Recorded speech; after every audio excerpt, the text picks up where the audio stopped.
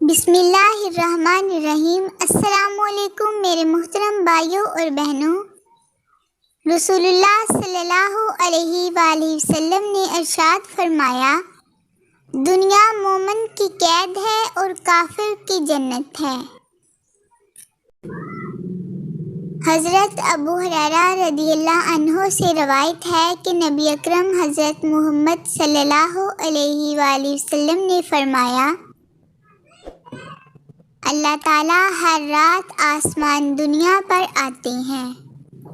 جب آخری ایک تہائی رات باقی رہ جاتی ہے، پس وہ فرماتا ہے، کوئی ہے مجھ سے دعا کرنے والا، میں اس کی دعا قبول کروں۔ کوئی ہے مانگنے والا، میں اسے دوں۔ کوئی ہے جو مجھ سے بخشش طلب کرے تو میں اسے بخش دوں۔ اللہ تعالیٰ ہمیں تہجد کے وقت اٹھ کر اللہ کی بارگاہ میں دعا کرنے کی توفیق عطا فرمائے اور ہماری دعا کو اپنی بارگاہ میں قبول فرمائے، آمین ثم آمین۔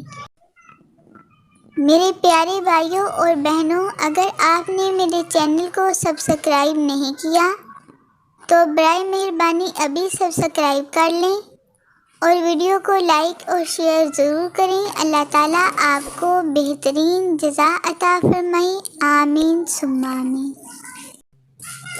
رسول اللہ صلی اللہ علیہ وآلہ وسلم نے فرمایا، عورت پسلی کی ہڈی کی طرح ہے، اگر تم اسے بالکل سیدھا کرنا چاہو گے تو تم اسے توڑ دو گے، یعنی جدائی کی نوبت آ پہنچے گی، اور اگر تم عورت سے فائدہ اٹھانا چاہو تو تمہیں اس کا ٹیڑھا پن برداشت کرتے ہوئے اس کی خوبیوں سے فائدہ اٹھانا ہوگا۔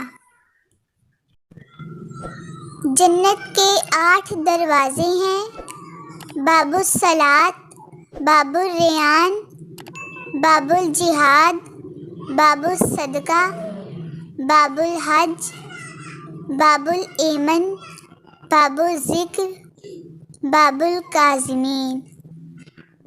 اللہ تعالیٰ سے دعا ہے کہ روز قیامت مجھے اور آپ کو ہر دروازے سے پکارا جائے، آمین ثم آمین۔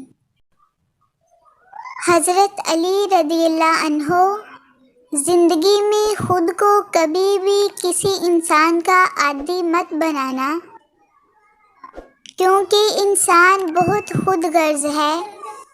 جب آپ کو پسند کرتا ہے تو آپ کی برائی بھول جاتا ہے، اور جب آپ سے نفرت کرتا ہے تو آپ کی اچھائی بھول جاتا ہے۔ بے شک یہی حقیقت ہے۔